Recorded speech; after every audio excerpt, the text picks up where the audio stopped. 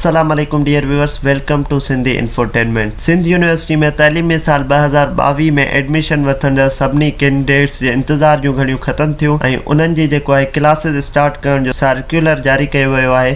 जीअं त तव्हां ही स्क्रीन ते सर्कुलर ॾिसी रहिया आहियो जेको सिंध यूनिवर्सिटी पारां जारी कयो वियो आहे ऐं इन में लिखियलु आहे it is circulated for general information to all concern that the classes of all bachelor first year and master first year previous degree program morning new batch 2K22 at the University of Sindh Jamshoro and its all campuses shall be start from Wednesday 23rd February 2022। त 23 February 2022 खां new batch जा classes start कया वेंदा।